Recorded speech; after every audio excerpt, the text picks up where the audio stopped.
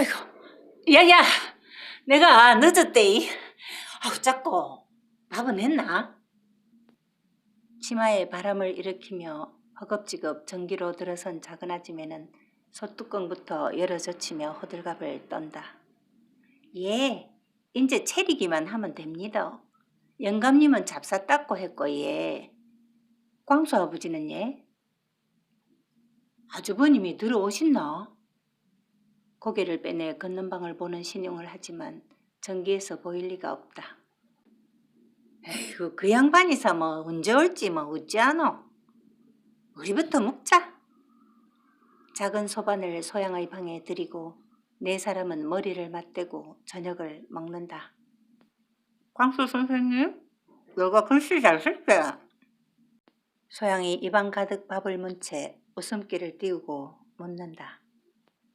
광수도 먹는데 정신이 팔려 건성으로 답한다. 오! 작은 아줌매가 둘을 번갈아 보고는 소양이 너 그걸 많이 배웠나? 울매나? 신기한 듯 부러운 듯 밥숟가락 밑에 한 손을 받쳐들고 묻는다. 언제? 인제 기억유연합니다. 걔도 우리 선생님이 잘 가르쳐줘서 잘 배웁니다. 잘됐다. 광수 니는 여기서 매일같이 재수될고 숙제도 하고 공부도 하고 또 소양이 글도 가르쳐주고 해라잉. 마치 짐덩어리 하나 뚝딱 떼어놓은 것처럼 광수의 미는 후련하다. 요 며칠간 계속해서 소양의 방에서 자고 오는 두 아들을 대수롭게 생각하는 참이다. 소양이 무심코 들은 광수의 미의 말을 한참 후에나 생각한다. 아이고, 하필이면 보름날 저녁에. 아이고 참, 무슨 말을 핑계로 대야 하나? 생각하다가 입을 다물어 버린다. 갑자기 입맛이 싹 가셔버린다. 큰아줌매는 두터운 방석 위에 무릎을 꿇고 앉아있다. 고개를 들어 정면을 응시한 채 수미단을 바라보지만 정신은 딴 곳에 있다. 중년을 지나가는 나이에 욕망도 희망도 없다. 그저 여자로서의 본분을 지키고 싶다. 종부로서의 지위를 확고히 하고 싶다. 그리고 주위의 잡다한 잡음을 막고 집안을 곧게 세우고 싶다. 그러기 위해서는 영감을 번듯하게 만들어야 한다. 그런데 그 영감이 오늘 큰아줌매는 고개를 저우로 흔들어 상념을 떨쳐버린다. 수미단 위에는 촛대가 여러 개 서 있다. 좀 전에 자기가 피워 꽂은 향이 향로에서 외롭게 타고 있다. 중앙에 자비로운 미소를 띤 부처가 눈을 지그시 감은 채 자신을 굽어보고 있다. 큰아줌매는 불자가 아니다. 그러나 왠지 마음이 한결 위로받는 것을 느낀다. 향처럼 자신의 번민을 다 태워버릴 것이다. 부처의 미소처럼 여유롭게 지금 자기가 이 절에 와 있는 이유를 관대할 것이다. 그것이 보다 큰 자신을 만들 것이고 보다 큰 목소리로 종가의 안방을 누릴 수 있을 것이다. 단청에 섞여있는 붉고 푸른색들이 초야를 치르던 때 자신이 입고 있던 옷의 색과 같다고 생각한다. 그 초야를 영감이 또 한 번 치르는구나. 자신이 치렀던 그 집에서 시부모가 살아있을 때는 지금처럼 안방에 시어머니 그리고 걷는 방에 시아버지가 있었고 시동생은 아래처의 또 다른 방을 사용했다. 그리고 시부모가 타계한 후에는 자신들이 대신 그 자리를 차지했다. 석가모니를 중심으로 좌측에 아미타불이 우측에 약사열애가 있다. 그 또한 보살로부터 들은 것이다. 손에는 그 보살이 쥐어준 염주가 있다. 정신을 가다듬어 산으로부터 내려오는 전기를 받고 부처님께 정성을 보태자고 다짐한다. 눈을 감고 머릿속을 비우려 노력한다. 그러나 눈을 감자 곧 인불 같은 환영들이 어지럽게 춤을 추는 바람에 도로 눈을 뜨고 만다. 소양은 호롱불을 올려놓은 소반을 밀쳐내고 광수에게 말한다. 광수야, 오늘은 재수하고 집에 가서 자 그래? 내가 아파서 극한다. 머리도 아프고 몸도 어실거리고 어째 몸살 같다. 너거 감기 옮으면 안 돼서 하는 소리대? 만화책에 정신이 팔려있던 광수는 배를 깔고 누운 채로 고개만 돌려 소양을 보며 하고는 벌떡 일어서 나갔다. 광수도 재수도 우르르 빠져나가고 난 후 방안이 훨씬 더 큰 것처럼만 보인다.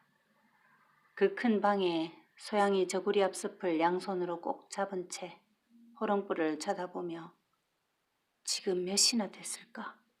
하고 생각한다. 물 한 그릇 떠오라고 했던 영감님의 말이 생각난다. 흐트러진 머리를 손으로 움켜 뒤로 넘기고 고무줄로 꼭지를 만들어 묶었다. 눈가에 어른거리던 머리칼이 없어지고 나니 한결 개운해진다. 문을 열고 밤하늘을 본다. 달이 처량하게도 밝다. 저 달을 우리 엄마도 보고 있을까? 삼천포 앞바다가 훤하겠지? 하고 그려본다. 걷는 방 안에서 기침 소리가 들린다. 헛기침이다. 그래, 물그릇을 들여야겠다. 소양은 큰 숨을 2번 뿜어낸다. 물이 한가득 담긴 옹기 물동이를 들어올리기 전에 늘 하는 버릇이다. 큰아짐에는 배운 대로 허리를 굽히고 양손을 바닥에 대고 넙죽 엎드린 후 손바닥을 위로 가게 한 후 머리를 조아린다. 벌써 수십 번을 반복하고 있다.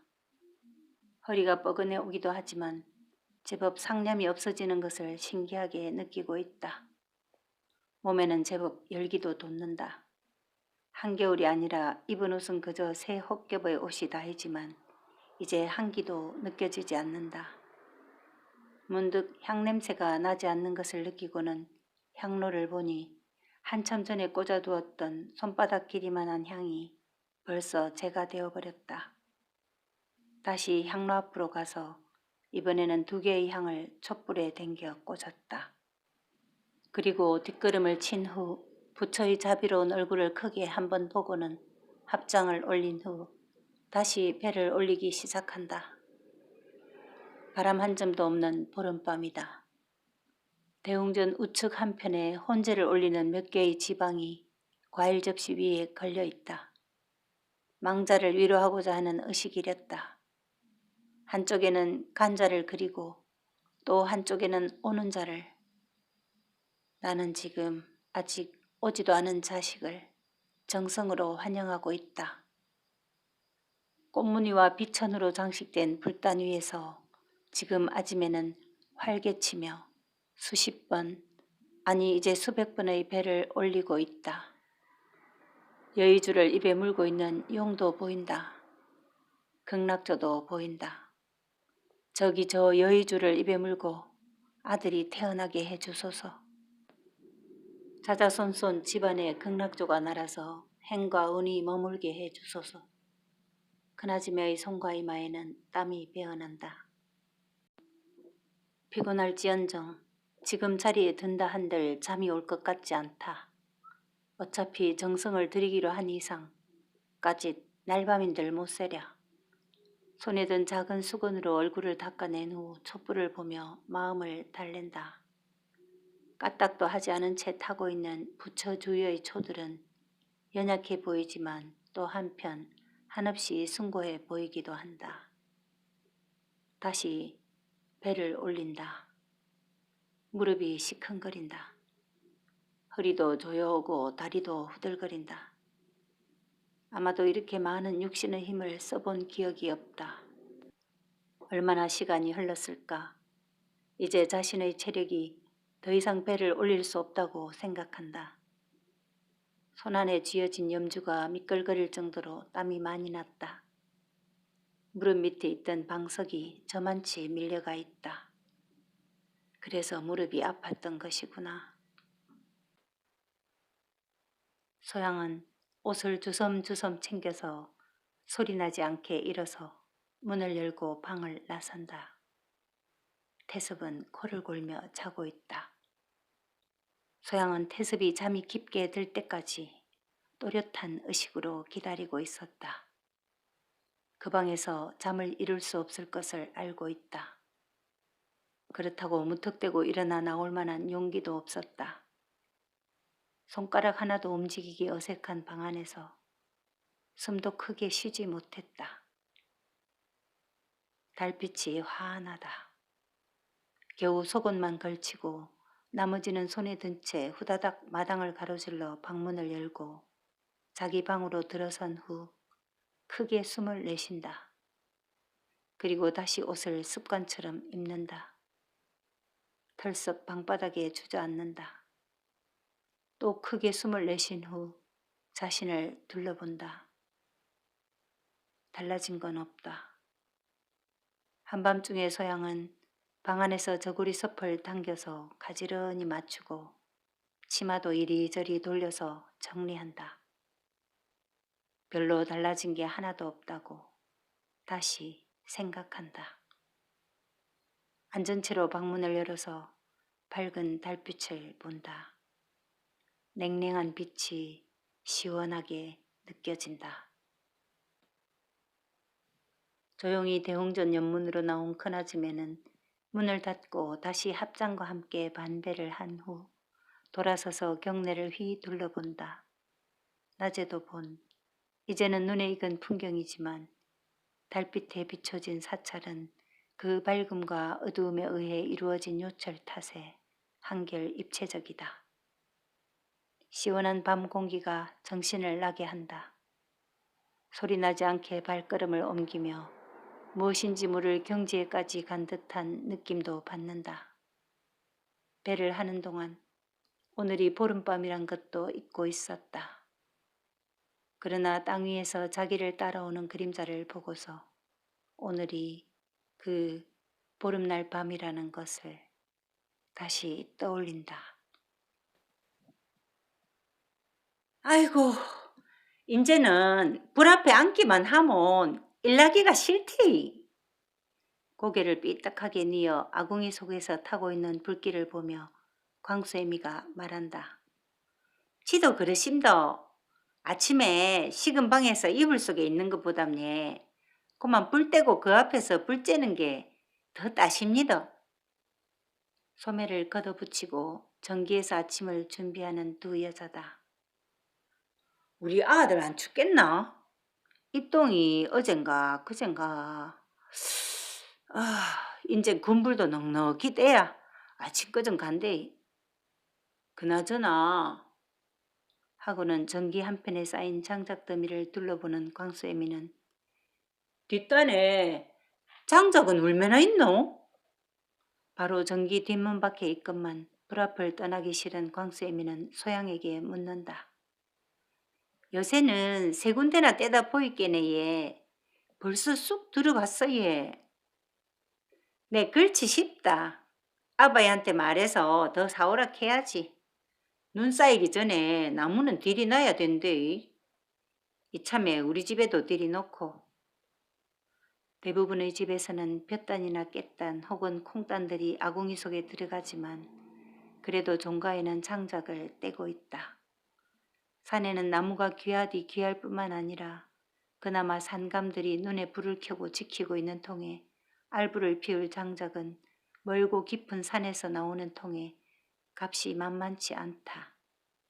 그래도 종가에서는 전기 뒷단 처마 밑에 넉넉히 쌓아놓고 겨울을 나는 것이 다 태봉들이 주는 후한 가세덕이다. 아주버님 여태 안 일났나? 어째 기척이 없노? 아침이 다 됐는데. 소양은 대꾸를 안 한다. 요즘 영감님 말만 나오면 괜히 화두를 피하거나 딴 말로 얼버무린다.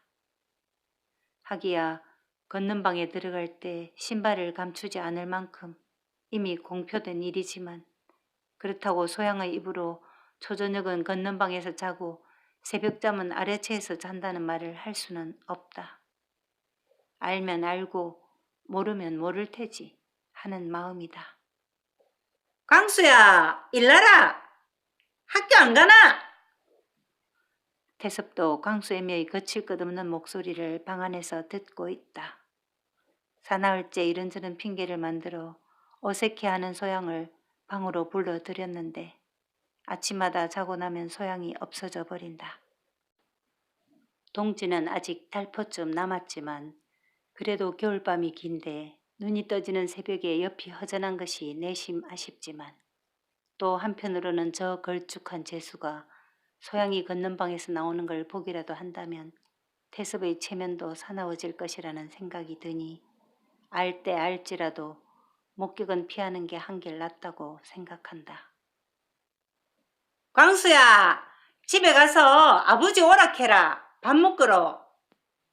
태섭에게도 들으라는 소리다. 아래채 방문이 열리고 광수가 눈을 비비며 전기로 들어서서 재수가 오줌 쌌다.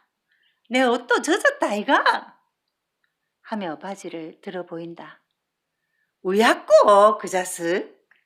하고는 큰 엉덩이를 흔들어대며 아직 방문이 열려있는 소양의 방으로 광수애미는 간다. 이불을 푹 둘러쓴 채 꼼짝도 안 하고 있는 재수를 손바닥으로 크게 한 대 후려치며 내 안 캤나? 오줌 마리우면 말하라고, 어? 이불에 싸지 말고, 어? 하고는 이불을 확 걷어내자 재수가 꼬물거리며 일어나 앉으며 아침에가 없다 하고는 눈을 비비며 엄마의 눈치를 한껏 본다. 아침에가 없다이. 벤소 가자고 네가 안 했나? 할라고 일어났는데 아침에가 없었다 하고 지은 죗값을 치르느라 목소리가 기어 들어간다. 소양이가 없어? 일 났는데? 순간 머릿속에서 무언가 떠올린다. 아, 그래. 형님이 절간에 가고 소양이는 알을 놓으려고 왔다 했지. 아, 그랬구나. 참 무서운 아이다. 오라버니에게 돈도 주었다는데 한마디도 하지 않은 아이다. 문둥이라는 사실은커녕 만났다거나 보았다는 말도 한마디 없었던 아이다. 머리채가 휘둘려 땅에 꼬꾸라졌을 때도 그런 말을 하지 않은 아이다. 기가 막힐 만큼 차돌 같은 아이다 싶은 생각에 광수애미는 중치가 막힌다. 그러면 이제 걷는 방 출입을 한단 말인가? 하기야 하늘을 봐야 별을 딸 일 아닌가 하면서도 모든 상황이 그저 엮여지지 않은 집단 모양으로 어수선하게 마음속에 널려있다. 그때 소양이 밥상을 들고 문 앞에 왔다. 여름 같으면 부엌에서 먹곤 했지만 추워진 다음부터는 상을 방에 들이는 것이다. 광수 아버지하고 영감님 상은 걷는 방에 들렀습니다. 영감님이라고 부르는 소양의 말이 광수애미의 귀에 오늘따라 이상하게 들린다. 광수애미는 상을 들고 문 앞에 서 있는 소양을 물끄러미 보면서 상을 문지방 안으로 받아들일 생각은 까맣게 잊은 채 영감님이라고? 영감님? 귀에 울리는 단어를 되새긴다. 좀 받아주이소. 소양의 말에 정신이 드는 광수애미는 그제야 큰 엉덩이를 방에서 떼며 아 그래 내 정신 좀 봐라 하고는 상을 받아들이고 나간 넋을 추린 후 상 앞에 앉는다. 밥숟가락이 입으로 들어가는지 코로 들어가는지 어수선한 광수애미다.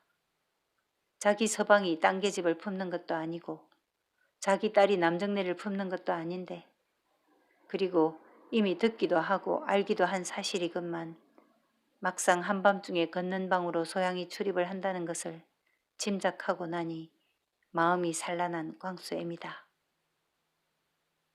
아, 그래. 그것이다. 아직도 미련을 버리지 못하고 있는 것. 장손 문제. 혹시라도 소양이 아이를 낳지 못하거나 아니면 낳더라도 계집을 낳는다면 여전히 우리 광수나 재수가 이 집의 대를 이을 수 있다는 것. 바로 그 미련 때문에 지금 광수애미는 정신이 혼란스러운 것이다. 판이 벌어진 것이다. 그 판이 언제 끝날지 모르지만 하고 정신을 차려 맞은편에서 숟가락질을 하고 있는 소양의 얼굴을 본다. 이 집안 모든 재물을 저 아이가 어떻게 하느냐에 달렸다고 생각하니 갑자기 자기 자신이 한심스럽게 느껴진다. 입맛이 없어진 광수애미는 상에서 돌아앉으며 한숨을 푹 내쉰다.